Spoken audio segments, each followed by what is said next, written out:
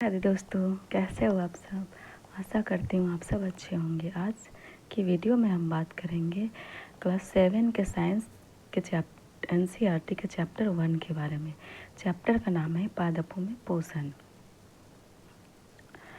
कक्षा 6 में आप पढ़ चुके हैं कि सभी जीवों के लिए भोजन आवश्यक है। आप यह भी पढ़ चुके हैं कि कार्बोहाइड्रेट, प्रोटीन, वसा, विटामिन एवं खनिज भोजन के घटक है।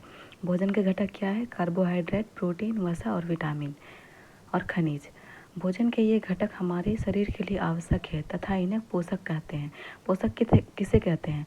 भोजन का जो भी घटक होता है, कार्बोहाइड्रेट, प्रोटीन, वसा, विटामिन एवं खनिज, ये सभी चीज़ें हैं वो भोजन, ये पोषक कहलाते हैं। सभी जीवों को भोजन की आवश्यकता होती है। पादप पौधे स्वयं के लिए भोजन बना सकते हैं, परंतु मानव सहित कोई भी प्राणी अपना भोजन स्वयं नहीं बना सकता है।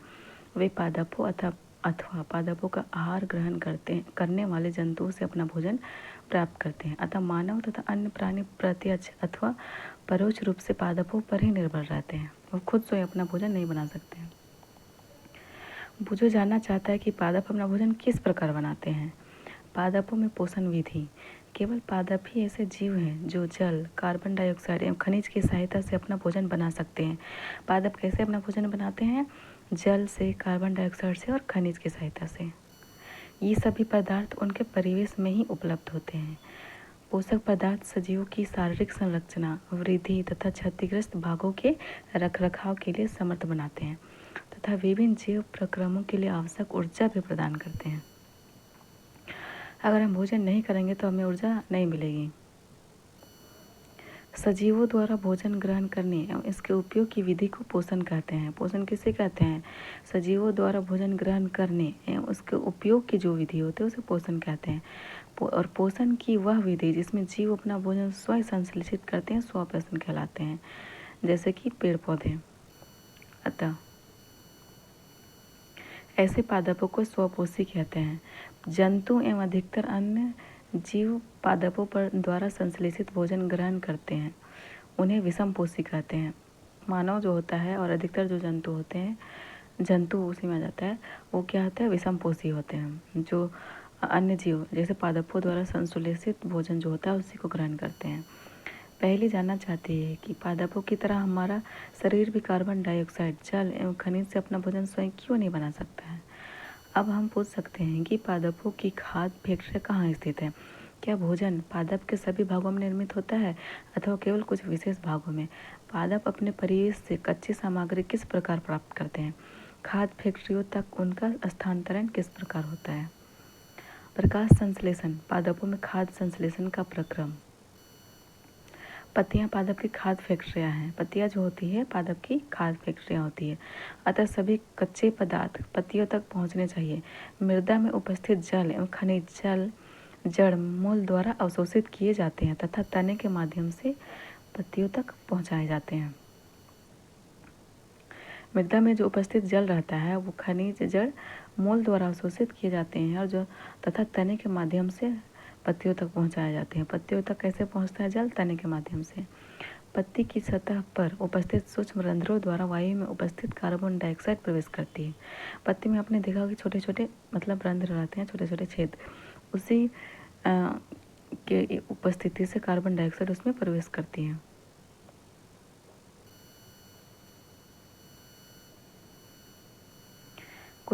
कोशिकाएं।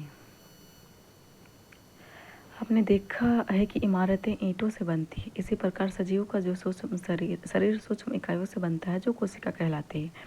कोशिकाओं को सूक्ष्मदर्शी द्वारा देखा जा सकता है। कुछ जीव मात्र एक कोशिका के बने होते हैं और कुछ जीव ऐसे भी होते हैं जो एक कोशिका के ही बने होते हैं।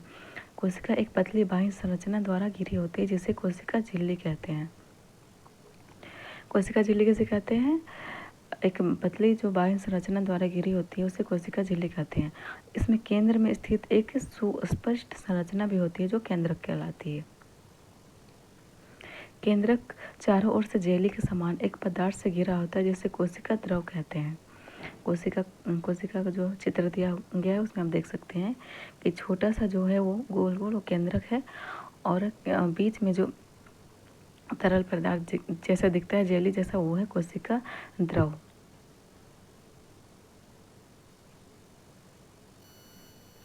यह रंध्र द्वार कोशिकाओं द्वारा घिरे होते हैं, ऐसे छिद्रों को रंध्र कहते हैं।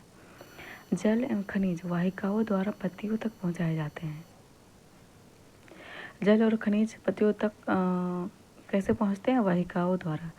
ये वाहिकाएं नली के समान होती है। वाहिका जो होती है वो नली के समान होती है तथा जड़ तथा तना शाखाओं एवं पत्तियों तक फैली होती है। ये मतलब सब तरफ फैली होती है, जड़ में भी, तना में भी और शाखा और पत्ती में भी। पोषकों को पत्तियों तक पहुंचाने के लिए ये वाहिकाएं एक सतत मार्ग बनाती है। पादपों में पदार्थों के परिवहन के लिए विषय में आप अध्याय 7 में पढ़ेंगे। पहली जानना चाहती है कि पत्तियों में ऐसी क्या विशेषता है कि वे खाद्य पदार्थों का विश्लेषण कर सकती है परंतु पादप के दूसरे भाग नहीं कर सकते हैं। पत्तियों में एक हरा वर्णक होता है जिसे क्लोरोफिल कहते हैं। क्लोरोफिल किसे कहते हैं? जो पत्तियों में एक हरा वर्णक होता है उसे क्लोरोफिल कहते हैं। क्लोरोफिल जो होता है सूर्य के प्रकाश, सौर प्रकाश की ऊर्जा का संग्रहण करने में पत्ती की सहायता करता है। इस ऊर्जा का उपयोग जल एवं कार्बन डाइऑक्साइड से खाद्य संश्लेषण में होता है, क्योंकि खाद्य संश्लेषण सूर्य के प्रकाश की उपस्थिति में ही होता है, इसलिए इसे प्रकाश संश्लेषण कहते हैं। अतः हमने देखा कि क्लोरोफिल सूर्य का प्रकाश, कार्बन डाइऑक्साइड या जल प्रकाश संश्लेषण के लिए आवश्यक है। इस पृथ्वी पर यह एक अद्वितीय प्रक्रम है। पत्तियों द्वारा सौर ऊर्जा संग्रहित की जाती है तथा पादप में खाद के रूप में संचित हो जाती है। अतः सभी जीवों के लिए सौर ऊर्जा का चरम स्रोत है। क्या आप कल्पना कर सकते हैं कि प्रकाश संश्लेषण नहीं होगा तो क्या होगा? प्रकाश संश्लेषण न होने की स्थिति में खाद्य उपलब्ध नहीं होगा। सभी जीवों का अस्तित्व प्रत्यक्ष अथवा परोक्ष रूप से पादपों द्वारा निर्मित भोजन पर निर्भर करता है। इसके अतिरिक्त सभी जीवों के लिए परमावश्यक ऑक्सीजन भी प्रकाश संश्लेषण के द्वारा निर्मित होती है। प्रकाश संश्लेषण की अनुपस्थिति में पृथ्वी पर जीवन की कल्पना असंभव है,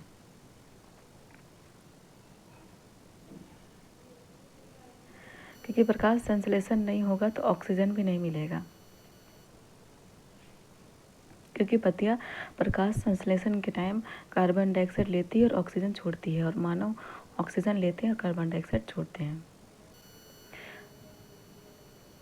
लेकिन पेड़ पौधे भी श्वास लेते हैं और श्वास लेने के टाइम वो मनुष्य जंतु के भांति ही वो ऑक्सीजन लेते हैं और कार्बन डाइऑक्साइड छोड़ते हैं। लेकिन जो सांस लेने टाइम वो ऑक्सीजन लेते हैं और जो प्रकाश संश्लेषण के टाइम वो कार्बन डाइऑक्साइड ऑक्सीजन छोड़ते हैं, उसके कंपैरिजन में जो ऑक्सीजन छोड़ते हैं वो उसकी मात्रा ज़्यादा होती है।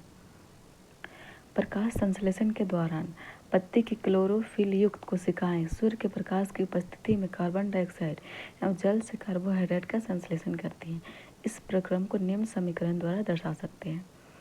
कार्बन डाइऑक्साइड प्लस जल, सूर्य का प्रकाश, क्लोरोफिल प्लस ये एक हो जाएगा कार्बोहाइड्रेट प्लस ऑक्सीजन। इस प्रक्रम में ऑक्सीजन निर्मुक्त होती है। कार्बोहाइड्रेट अतः पत्तियों में मंद स्टार्च के रूप में संचित हो जाता है। पत्ती में स्टार्च की उपस्थिति प्रकाश संश्लेषण प्रक्रम का संपन्न होना दर्शाता है। यदि पत्ती में स्टार्च है तो उसकी उपस्थिति यह दर्शाता है कि प्रकाश संश्लेषण का प्रक्रम जो है वह संपन्न हुआ है। स्टार्च भी एक प्रकार का कार्बोहाइड्रेट है। स्टार्च क्या है? कार्बोहाइड्रेट है। चित्र में आप देख सकते हैं कि पत्तियों में क्लोरोफिल, जल एवं खनिज, सौर ऊर्जा, मतलब ये सूर्य के प्रकाश में ही प्रकाश संश्लेषण हो सकता है। बूझों ने देखा कि कुछ पादपों की पत्तियां गहरी लाल, बैंगनी अथवा भूरे रंग की होती है। वह जानना चाहता है कि क्या इन पत्तियों में भी प्रकाश संश्लेषण होता है। पत्तियों के अतिरिक्त पादपों के दूसरे हरे भागों जैसे कि हरे तने एवं हरी शाखाओं में भी प्रकाश संश्लेषण होता है। मरुस्थलीय पौधों में वाष्पोत्सर्जन द्वारा जल क्षय को कम करने के लिए पत्तियां सल्क अथवा शूल रूपी हो जाती है। इन पादपों के तने हरे होते हैं जो प्रकाश संश्लेषण का कार्य करते हैं। क्रियाकलाप: एक ही प्रकार के पादपों के 2 गमले लीजिए। एक को अंधकार अथवा काले बॉक्स में 72 घंटों के लिए रखिए तथा दूसरे को सूर्य के प्रकाश में रखिए। दोनों पादपों के पत्तियों में आयोडीन परीक्षण उसी प्रकार कीजिए जैसे आपने कक्षा 6 में किया था। अपने अवलोकन को नोट कीजिए। अब उस गमले को जिसे आपने अंधकार में रखा था 3-4 दिन के लिए सूर्य के प्रकाश में रख दीजिए तथा पुनः इसकी पत्ती पर आयोडीन परीक्षण कीजिए। अपने परीक्षण अपनी नोटबुक में लिखें। हरी पत्तियों के अतिरिक्त अन्य वर्ण रंग की पत्तियों में भी क्लोरोफिल होता है, परंतु इन पत्तियों में उपस्थित लाल, भूरे अथवा अन्य वर्णक क्लोरोफिल के हरे रंग का प्रच्छादन कर देते हैं अर्थात ढक लेते हैं। इन पत्तियों में भी प्रकाश संश्लेषण होता है। आपने गीली दीवारों पर तालाब अथवा ठहरे हुए जलाशय में हरे और पंखी काई जैसे पादप देखे होंगे। ये सामान्यतः कुछ जीवों की वृद्धि के कारण बनते हैं जिन्हें शैवाल कहते हैं। क्या आप कल्पना कर सकते हैं कि इनका रंग हरा क्यों होता है? इनमें क्लोरोफिल होता है जिसके कारण ये हरे दिखाई देते हैं। शैवाल भी प्रकाश संश्लेषण द्वारा अपना भोजन स्वयं बनाते हैं। पादपों में कार्बोहाइड्रेट के अतिरिक्त अन्य खाद्यों का विश्लेषण। अभी आपने पढ़ा कि प्रकाश संश्लेषण प्रक्रम द्वारा पौधे जो है कार्बोहाइड्रेट का संश्लेषण करते हैं। कार्बोहाइड्रेट कार्बन, हाइड्रोजन एवं ऑक्सीजन से बनते हैं। कार्बोहाइड्रेट किससे बनते हैं? कार्बन, हाइड्रोजन और ऑक्सीजन से। इनका उपयोग खाद्य के अन्य घटकों के संश्लेषण में होता है, परंतु प्रोटीन जो होता है नाइट्रोजनी पदार्थ है जिनमें कार्बन डाइऑक्साइड, ऑक्सीजन और हाइड्रोजन के अतिरिक्त नाइट्रोजन भी होता है। कार्बोहाइड्रेट में क्या होता है? कार्बन होता है, हाइड्रोजन होता है और ऑक्सीजन होता है, लेकिन नाइट्रोजनी जो पदार्थ होता है उसमें कार्बन होता है, ऑक्सीजन होता है और हाइड्रोजन के साथ साथ नाइट्रोजन भी होता है। पादपों को नाइट्रोजन कहाँ से प्राप्त होती है?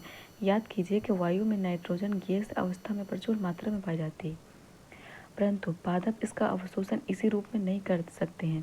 मिट्टी में कुछ विशेष जीवाणु होते हैं जो गैस से नाइट्रोजन को उपयोगी यौगिकों में परिवर्तित कर मृदा में निर्मुक्त करते हैं। यह विलेय पदार्थ पादपों द्वारा जल के साथ अवशोषित कर लिए जाते हैं। संभवतः आपने देखा है कि किसान अपने खेतों में उर्वरक तथा खाद डालते हैं जिनमें नाइट्रोजनी पदार्थों की प्रचुरता होती है। इस प्रकार अन्य संघटकों के साथ पादपों की नाइट्रोजन की मांग की आपूर्ति हो जाती है। इसके पश्चात पादप खाद्य के अन्य संघटकों जैसे कि प्रोटीन एवं वसा का संश्लेषण करते हैं।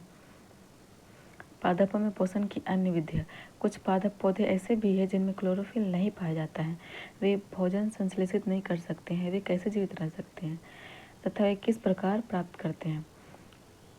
मनुष्य एवं अन्य प्राणियों की तरह ये पादप भी अपने पोषण के लिए अन्य पादपों द्वारा निर्मित खाद्य पर निर्भर होते हैं। वे विषम पोषी प्रणाली का उपयोग करते हैं। क्या आपको एक वृक्ष के तने एवं शाखाओं से लिपटी रस्सी नुमा पीले रंग की संरचना दिखाई देती है? ये अमरबेल का पादप है। इसमें क्लोरोफिल नहीं होता है। ये अपना भोजन उस पादप से प्राप्त करते हैं जिस पर ये आरोहित होते हैं वह पादप परपोषी कहलाते हैं। जिस पर वो अमरबेल आरोहित होते हैं वो परपोषी कहलाते हैं, क्योंकि अमरबेल जैसे पादप परपोषी को अमूल्य पोषकों से वंचित करते हैं, अतः इन्हें परजीवी कहते हैं। अमर बेल जब वो परजीवी कहलाएगा और जिस पर वो आश्रित होते हैं वो परपोषी कहलाता है, क्योंकि एक तरह से उन लोग को पोषण का काम करता है, पोषण देने का काम कर सकता है। इस तरीके से आप याद कर सकते हैं कि जिस पर वो रहता है, जिस पेड़ पर वो परपोषी होता है और अमर बेल जो होता है वो परजीवी है। क्या हम एवं अन्य जंतु भी एक प्रकार के परजीवी हैं? आपको इस पर विचार करना चाहिए। अपने अध्यापक से इस विषय पर चर्चा कीजिए। पहली जानना चाहते हैं कि क्या हमारा रक्त चूसने वाले मच्छर, खटमल, जू या जोंक जैसे जीव भी परजीवी है?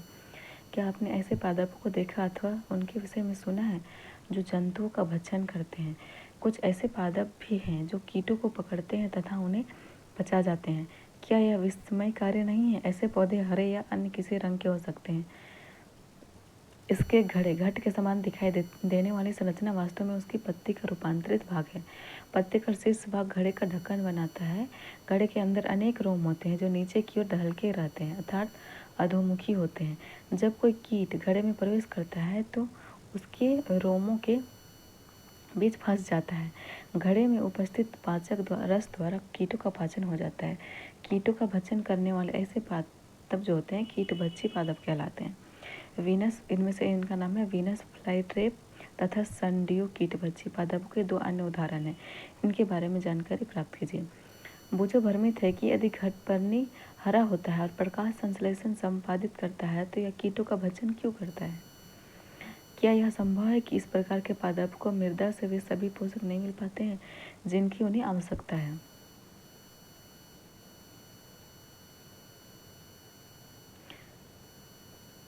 घटपर्णी पिक्चर पादप में घड़े में ढक्कन जैसी संरचना होती है। पिक्चर में आप देख सकते हैं कि कैसे है ये बना हुआ है।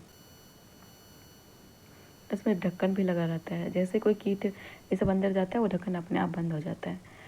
मृतजीवी अपने बाजार में छत्रक मशरूम बिकते देखे होंगे। वर्षा के दिनों में वृक्षों की सड़ी गली, टूटी टहनियों अथवा तनों या छाल पर छाते के समान संरचनाओं के गुच्छे भी आपने देखे होंगे। आइए देखें कि जीवन यापन हेतु उन्हें किस प्रकार के पोषक की आवश्यकता होती है और वे उन्हें कहाँ से प्राप्त होते हैं। बुझो जानना चाहता है कि ये जीव अपना भोजन किस प्रकार प्राप्त करते हैं। इनमें प्राणियों के समान मुख नहीं होते हैं, ये हरे पादप के समान भी नहीं होते हैं। इनमें क्लोरोफिल अनुपस्थित होता है, अतः ये प्रकाश संश्लेषण द्वारा भोजन का संश्लेषण नहीं कर सकते हैं। छत्रक के पैकेट सड़ी गली वस्तु पर होगा एक छत्रक है। क्रियाकलाप ब्रेड डबल रोटी का एक टुकड़ा लेकर इसे जल में भिगो ले। इसे किसी नम में उस स्थान पर 2 से 3 दिनों के लिए रख दीजिए अथवा उस समय तक रखा रहने दीजिए जब तक कि उस पर रोएं जैसी संरचना न दिखाई देने लगे। ये धब्बे किस रंग के हैं? किसी आवर्धक लेंस अथवा सूक्ष्मदर्शी की सहायता से इनका अवलोकन कीजिए। अपने परीक्षणों को नोटबुक में लिखिए। बहुत संभव है कि आपको रुई के धागों के समान संरचनाएं दिखाई देंगी। यह जीव कवक या फंजाई कहलाते हैं। इनकी पोषण प्रणाली अथवा पोषण विधि विभिन्न प्रकार की होती है। ये मृत विघटन सड़ने वाली वस्तुओं जैव पदार्थों की सतह पर कुछ पाचक रसों का स्राव करते हैं तथा उन्हें साधारण व विलय के रूप में परिवर्तित कर देते हैं। तत्पश्चात वे इस विलयन का भोजन के रूप में अवशोषण करते हैं। इस प्रकार की पोषण प्रणाली को, जिसमें जीव किसी मृत एवं विघटित जैविक पदार्थों से पोषक तत्व प्राप्त करते हैं, मृतजीवी पोषण कहलाते हैं। मृतजीवी पोषण प्रणाली का उपयोग करने वाले जीव जो होते हैं वो मृतजीवी कहलाते हैं। कवक फंजाई आचार, चमड़े, कपड़े एवं अन्य पदार्थों पर उगते हैं। कवक कहाँ उगते हैं? आचार हो गया, चमड़े हो गया, कपड़ा हो गया, उन पर उगते हैं।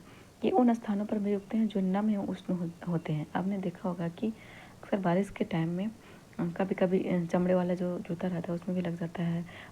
उसके बाद फिर आचार ये सब में फफूंद लग जाता है और कपड़े में भी कभी कभी देखा होगा।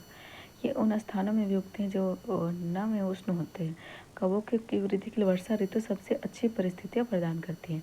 इसी कारण वर्षा ऋतु के दौरान अनेक वस्तुओं कवकों की वृद्धि के कारण नष्ट अथवा अनुपयोगी हो जाती है। अपने अभिभावकों से कवक द्वारा होने वाले नुकसान पर चर्चा कीजिए। पहले को याद है कि उसके सुंदर जूते जिन्हें वह विशेष अवसरों पर पहनती थी वर्षा ऋतु में कवक के कारण खराब हो गए। और जानना चाहती कि वर्षा ऋतु में कवक अचानक कैसे प्रकट हो जाते हैं। सामान्यतः कवक के बीजाणु वायु में उपस्थित होते हैं। कवक के जो बीजाणु होते हैं वायु में उपस्थित होते हैं। जब वे किसी ऐसे जैव पदार्थ अथवा उत्पाद पर बैठते हैं जो नम या उष्ण हो तो वे अंकुरित होकर नए कवकों को जन्म देती हैं। क्या अब आप बता सकते हैं कि हम अपनी वस्तुओं को कवक द्वारा खराब होने से किस प्रकार बचा सकते हैं? बोझो को याद है कि उसके दादाजी ने बताया कि एक बार उनकी गेहूं की फसल कवक द्वारा नष्ट हो गई। वह जानना चाहता है कि क्या कवक रोग कारक भी होते हैं? पहले ने बताया कि इष्ट एवं छत्रक जैसे अनेक कवक उपयोगी भी हैं, परंतु कुछ कवक पादपों, जंतुओं एवं मनुष्यों में रोग उत्पन्न करते हैं। कुछ कवकों का उपयोगी औषधि के रूप में भी होता है। कुछ जीव एक दूसरे के साथ रहते हैं तथा अपना आवास एवं पोषक तत्व एक दूसरे के साथ बांटते हैं। इसे सहजीवी संबंध कहते हैं। उदाहरणतः कुछ कवक वृक्षों की जड़ों में रहते हैं। वृक्ष जो है कवक को पोषण प्रदान करते हैं, बदले में उन्हें जल एवं पोषक के अवशोषण में सहायता मिलती है। इस तरह ये सहजीवी संबंध हो गए, एक दूसरे की मतलब सहायता करते हैं, ना कि एक ही पे आश्रित होता है। वृक्ष के लिए इस संबंध का विशेष महत्व है। लाइकेन कहे जाने वाले कुछ जीवों में 2 भागीदार होते हैं। इनमें से एक शैवाल होता है तथा दूसरा कवक। शैवाल में क्लोरोफिल उपस्थित होता है जबकि कवक में क्लोरोफिल नहीं होता है। कवक शैवाल को रहने का स्थान, आवास, जल एवं पोषक तत्व उपलब्ध कराता है तथा बदले में शैवाल जो होता है प्रकाश संश्लेषण द्वारा संश्लेषित खाद्य कवक को देता है। इस तरह से सहजीवी संबंध बनाते हैं। मृदा में पोषकों की पुनःपूर्ति किस प्रकार होती है? क्या अपने किसानों को अपने खेतों में अथवा माली को बगीचे के लॉन एवं गमलों में खाद अथवा उर्वरक डालते देखा है? क्या आप जानते हैं कि वे इन्हें मृदा में क्यों मिलाते हैं? आप पढ़ चुके हैं कि पादप मृदा से खनिज, पोषक तत्व अवशोषित करते हैं, अतः मृदा में इनकी मात्रा लगातार कम होती जाती है। उर्वरक एवं खाद में नाइट्रोजन होता है, पोटेशियम होता है और फॉस्फोरस जैसे पोषक तत्व होते हैं। पादपों द्वारा लगातार उपयोग किए जाने के कारण मृदा में उनकी जो मात्रा होती है धीरे धीरे कम होती जाती है। इसलिए मृदा को इन पोषक तत्वों से समृद्ध करने के लिए भूमि में उर्वरक तथा खाद मिलाने की आवश्यकता होती है। यदि हमें पादप के पोषण की आवश्यकता के बारे में ज्ञान हो तो हम न केवल पादपों को उगा सकते हैं बल्कि उन्हें स्वस्थ भी रख सकते हैं। पादपों को प्रोटीन बनाने के लिए सामान्यतः नाइट्रोजन की अधिक आवश्यकता होती है। फसल कटाई के बाद मृदा में नाइट्रोजन की कमी हो जाती है। यद्यपि वायु में नाइट्रोजन गैस प्रचुर मात्रा में उपलब्ध होती है, परंतु पादप इसका उपयोग इस प्रकार करने में असमर्थ होते हैं जैसे वे कार्बन डाइऑक्साइड का उपयोग करते हैं। पौधे जो होते हैं नाइट्रोजन को विलेय रूप में अवशोषित कर सकते हैं। कुछ जीवाणु जो राइजोबियम कहलाते हैं वायुमंडलीय नाइट्रोजन को विलेय पदार्थों में परिवर्तित कर देते हैं। राइजोबियम क्या करते हैं, वायुमंडलीय नाइट्रोजन को विलेय पदार्थों में परिवर्तित कर देते हैं। परंतु राइजोबियम जो होता है अपना भोजन स्वयं नहीं बना सकते हैं। ये चना, मटर, मूंग, सेम तथा अन्य फलीदार पादपों की जड़ों में रहते हैं तथा उन्हें नाइट्रोजन की आपूर्ति करते हैं। अधिकतर दालें फलीदार पादपों से प्राप्त होती हैं।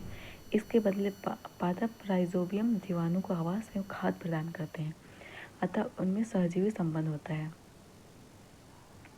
इस संबंध का किसानों के लिए विशेष महत्व है। दालों की फसलों के लिए उन्हें मृदा में नाइट्रोजन उर्वरक देने की आवश्यकता नहीं पड़ती है। यही नहीं, दाल की फसल उगाने के बाद अगली फसल के लिए भी सामान्यतः उर्वरकों की आवश्यकता नहीं रहती है। इस अध्याय में आपने पढ़ा कि अधिकतर पादप स्वपोषी होते हैं। बहुत कम ही पादप अन्य पोषण प्रणाली अपनाते हैं जैसे कि परजीवी एवं मृतजीवी। परजीवी एवं मृतजीवी दूसरे पादपों से पोषण प्राप्त करते हैं। सभी प्राणी अपने भोजन के लिए पादप तथा अन्य प्राणियों पर निर्भर रहते हैं, अतः उन्हें विषमपोषी के रूप में समूहीकृत किया गया है। क्या हम कह सकते हैं कि कीटबच्ची पौधे आंशिक विषमपोषी है? अतः आपने सीखा कि सभी जीवों को खाद की आवश्यकता होती है जिसका उपयोग वे अपनी वृद्धि एवं शरीर के रख रखाव के लिए तथा आवश्यक ऊर्जा प्राप्त के लिए करते हैं। हरे पादप जो होते हैं प्रकाश संश्लेषण प्रक्रम द्वारा अपना खाद्य स्वयं संश्लेषित करते हैं। हरे पादप कार्बन डाइऑक्साइड, जल एवं खनिज जैसे सरल रासायनिक पदार्थों का उपयोग खाद्य संश्लेषण के लिए करते हैं। प्रकाश संश्लेषण के लिए क्लोरोफिल एवं सूर्य का प्रकाश अनिवार्य रूप से आवश्यक है। प्रकाश संश्लेषण के लिए जो होता है क्लोरोफिल और सूर्य का प्रकाश आवश्यक होता है। कार्बोहाइड्रेट जैसे जटिल रासायनिक पदार्थ प्रकाश संश्लेषण के लिए उत्पाद है। प्रकाश संश्लेषण के प्रक्रम में क्लोरोफिल की सहायता से पत्तियों द्वारा सौर ऊर्जा का संचयन किया जाता है। प्रकाश संश्लेषण में ऑक्सीजन उत्पादित होती है। इस ऑक्सीजन का उपयोग सभी जीवों द्वारा उनकी उत्तरजीविता के लिए किया जाता है। इस तरह अगर प्रकाश संश्लेषण नहीं होगा तो जीवन मतलब मुश्किल है, क्योंकि प्रकाश संश्लेषण के प्रक्रम में ही ऑक्सीजन बाहर निकलता है मतलब, और उसी को हम लोग जंतु लेते हैं, अवशोषित करते हैं। कवक अपना पोषण मृत एवं अपघटित जीव पदार्थों से प्राप्त करते हैं, वे मृतजीवी कहलाते हैं। कवक क्या कहलाता है? मृतजीवी। मरबैल जैसे पादप जो होते हैं वो परजीवी कहलाते हैं।